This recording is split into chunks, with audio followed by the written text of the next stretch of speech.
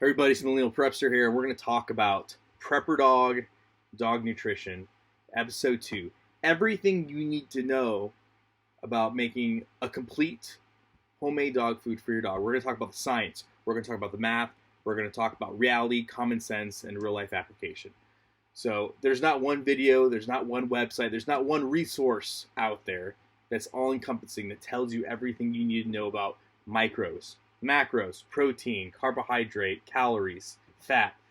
There's not one thing out there. And this can be very complicated, and the stuff that I've seen online, it's dangerous. Yes, I said it right. Dangerous. Some of the stuff and information that's being spewed out there is completely dangerous, and it doesn't even hit any realm of common sense or making sure the dog has a complete diet. And as people that prepare minded, we need to make sure that not only are we taking care of ourselves, but we're taking care of man's best friend. And so this video is going to be all-encompassing. It's going to show you everything you need to know, everything you need to look for, resources, guides to make sure that the dog food that you're making at home meets the prerequisites that you need to ensure they have a fully complete, healthy diet. So I'm really excited about this video. Let's get to it. So the first thing we're going to look at calories. And the reason why calories is super important is because it's an essential metric to understanding the energy requirements of your dog. You can have the most nutrient-dense food with the right protein, with the right fat content, with the right micro and macro requirements. But if you don't have the energy to make that machine function, you're going to run into issues. And based upon what I've been able to gather using math and science, I have found that by using a high-quality protein source and by getting your calories from high-quality sources, you'll have no problem meeting those requirements. Okay? So what we're going to look at is a standard that's set forth by the AAFCO, which stands for the Association of American Feed Control Officials. These are the people that are responsible for labeling for any commercial food product in the United States of America. They have to be accredited by the AAFCO. It has to get a stamp of approval before they can sell. So, broadly speaking, if you're going to go to a veterinarian and ask them to calculate the caloric intake for your pet, this is the metric they're going to use. This is the equation. So as we can see here, the first thing they're going to do is they're going to convert your dog from pounds to kilograms, which is real simple to do. You take the pounds and you divide it by 2.2, and that'll give you the kilograms. Then they're going to find the resting energy requirement, which would be 70 multiplied by the weight of kilograms to the power of 0.75. And then from there, in order to find the overall maintenance energy requirement, the MER, you're going to have to multiply the RER by an appropriate multiplier. And the multipliers include, is your dog neutered? Is the dog intact? Are you going for weight loss? Are you going for weight gain? Does the dog do light work, moderate work, heavy work? Is the dog younger than 4 months? Is the dog older than 4 months? And by taking these multipliers, you're able to come up with the overall MER, the maintenance energy requirement. So what we're going to do is we're going to take this equation, and we're going to see what a 100-pound dog, what the MER requirements are going to be for that dog. And the reason why we're going with a 100-pound dog is based upon all the different information that's out there. If you go online and you look at what a lot of people that are in the preparedness community, if you look at what they would consider to be a great dog for protection hunting or when shit hits the fan, we see a very common demographic of breeds that we constantly look at. The German Shepherd, Labrador Retriever, Rottweiler, Rhodesian Ridgeback, the Akita, and the Pit Bull. These seem to be the types of dogs that we commonly see referenced in these type of situations.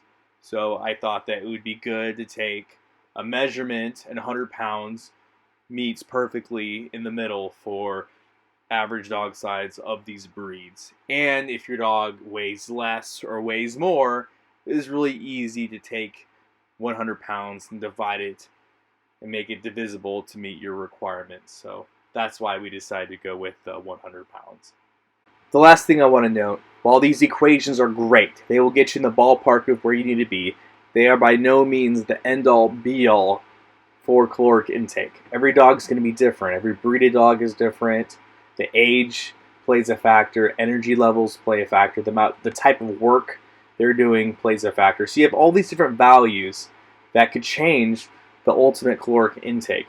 So while I was in the military, I was a combat medic, and I was taught a very important phrase, and that phrase is titrate to effect. And I know those of you that are in emergency medicine, whether that's as a paramedic, EMT, or nurse, you've been taught this.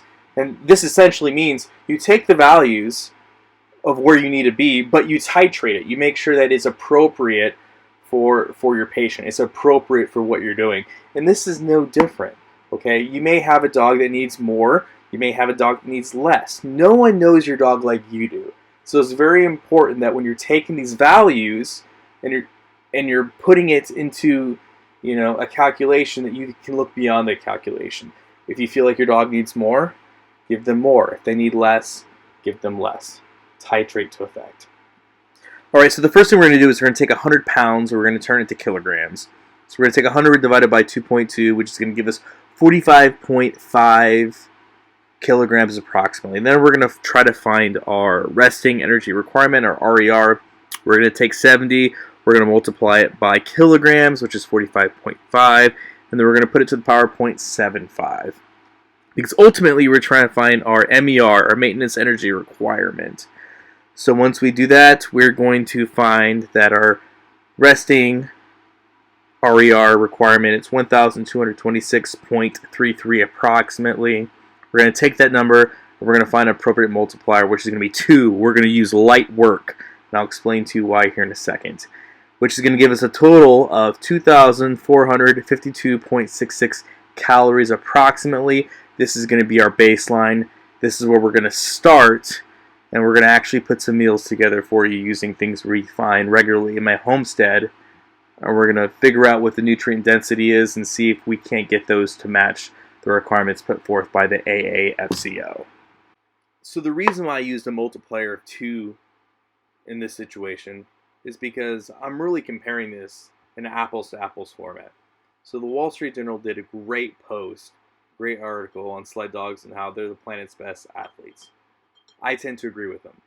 So we're looking at the numbers. Let's take the Iditarod Trail Sled Dog Race that happens every year in the Alaskan Tundra. This race is 1,049 miles long. On average, it takes 10 to 14 days to complete, with the average dog consuming 10,000 calories a day. So let's do everything extremely conservative here. Let's say it takes you 14 days to complete the 1,049 mile race at 10,000 calories per dog per day. At 14 days, your dogs are traveling on average over 74 miles per day. So if we were to consider that the dog, given a fourth of the calories, 2,500 calories, which we measured earlier, being approximately what a 100-pound dog will need at a energy level 2, multiplier of 2, that would be a fourth. So let's take a fourth of the 74 miles traveled, which would be 18.5 miles traveled in the desolate Alaska tundra setting.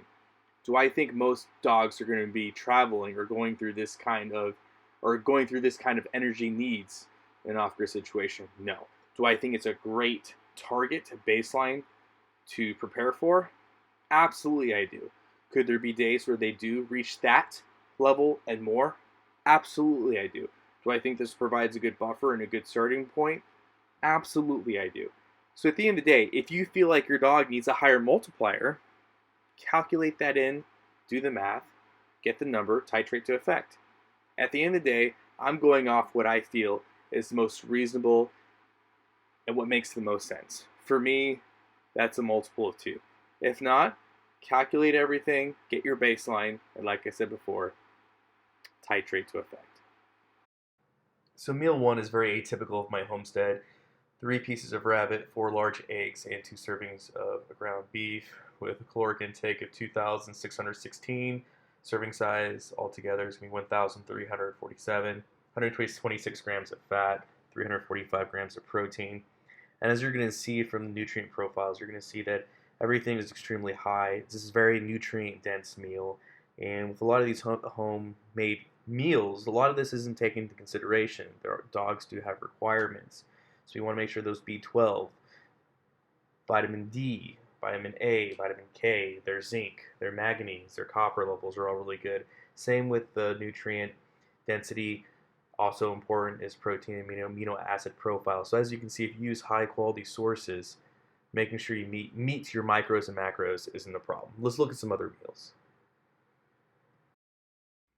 All right, let's look at an all ground beef, grass-fed diet. So we have 3 pounds of beef here. We're going to look at calories 2,694, which is good. Serving size 1,360.78 grams.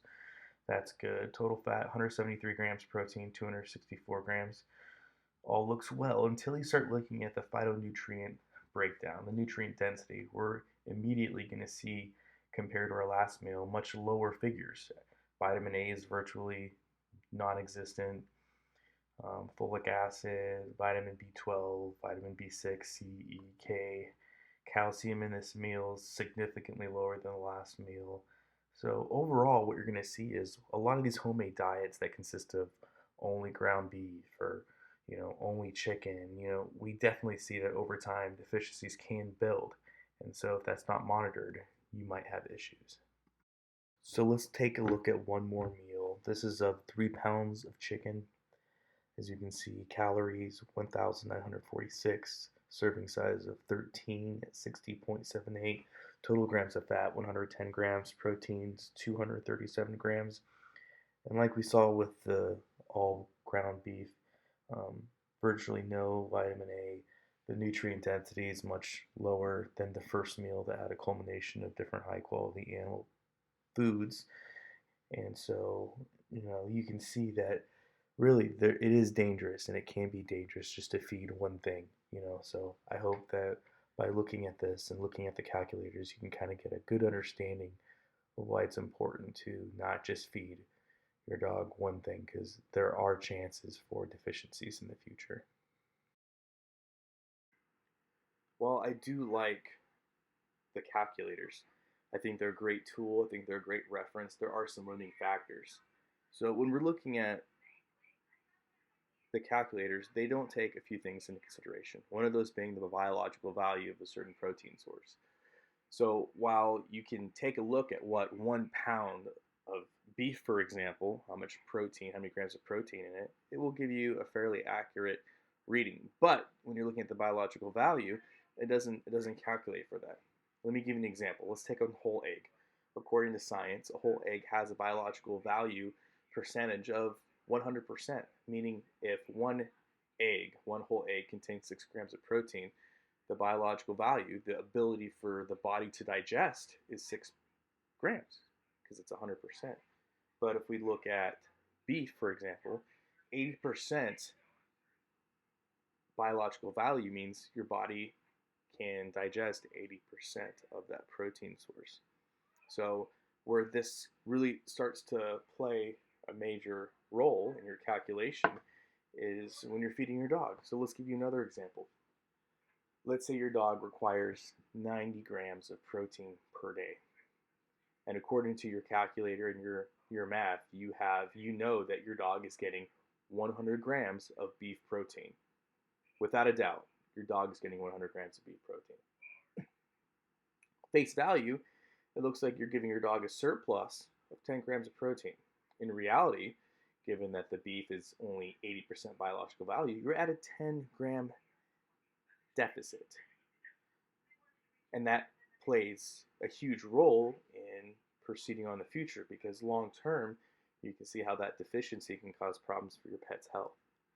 Another thing to look at, even within the sphere of biological value, is understanding that every breed of animal is going to have a different protein content and different biological value. Let me give you a few examples. So when we're looking at, for example, fish, you see fish in the chart there, you see beef, you see chicken. What does fish mean? What is fish? If you look right above it, you see tuna at 83% biological value. What does fish mean? Because there are many different breeds and varieties of fish. Salmon are fish, trout are fish, channel catfish are fish, bass are fish.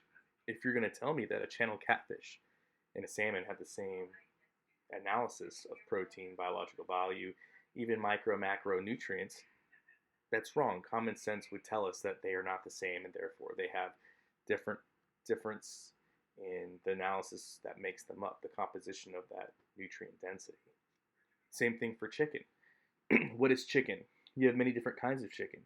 You have the Cornish crosses, you have the Marians, you have the Sussex, you have the Copper Dominant, you have the Rhode Island Red. You have many different kinds of chickens.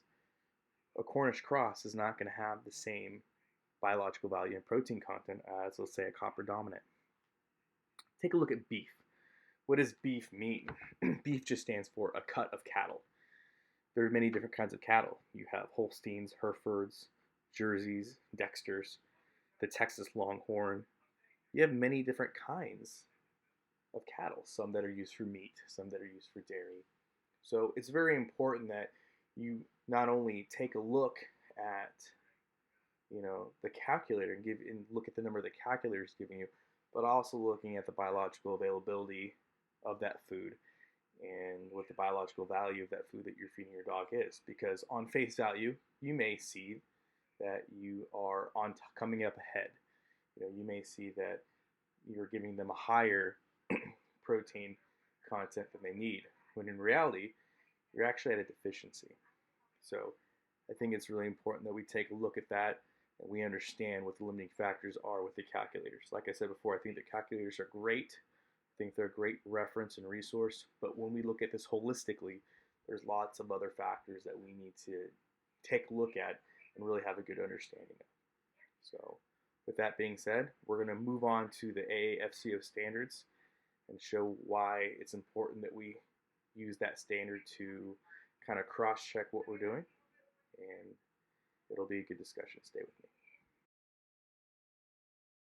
So right here I have nutrient profiles for dogs, one that is for dry matter, the other one is for calorie content. I'm not here to tell you which one to use, but what I really want to get down into brass tacks about is the nutrient density of the food that you're feeding your dog, looking at the mineral content, looking at the vitamin content. Especially for dogs, we know calcium, phosphorus, magnesium, vitamin A, D, E, and B12 are super important to dog health.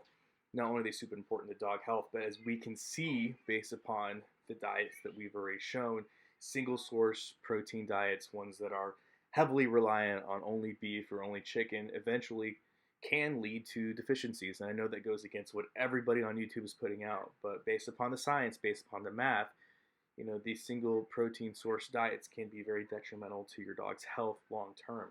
And I think it's important that we look at this scientifically, we look at this logically, look at what the AAFCO standard is putting out there. Remember, this is the minimum standard. So your dog food, if you're feeding a good dog food, even if it's homemade, should go above and beyond these standards. So I think it's important that we take a look at what we're feeding our dog and ensure that it is meeting these minimum standards.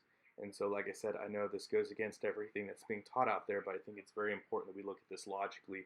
We look at this through a scientific and mathematic lens and ensure that our dog are meeting those minimum micros, macros.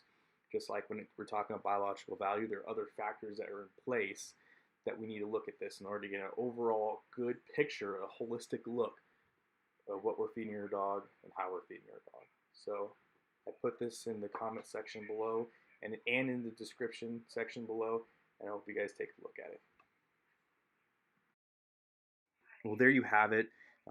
This is going to wrap up episode 2 of the Prepper Dog. I think it's really important that we look at nutrition, and we look at nutrition from not only a common sense standpoint, but from a mathematical and scientific standpoint. There's so many videos out there, there's so much information that's just misinformation, it's bad information that's ultimately going to hurt your dog. I think it's important as preppers that we really look at how we are feeding our dog and how we're taking care of our dog, and we're using math and science to make those decisions. Remember, this is not a one-size-fits-all, okay? So everything, like I said, titrate to effect. If you feel like your dog needs more, Give them more. If you feel like they need less, give them less. Ultimately, we are responsible for the overall well-being of our dog. And I hope this was a helpful tool for you guys. If you guys liked the video, leave me a comment in the comment section below. Or if you disagreed with something I said, please let me know. I'm all about open dialogue. I'm all about learning and bettering myself, as we all should be. So I look forward to seeing you guys in the comment section below. And as always, guys, and as always, long live the Republic.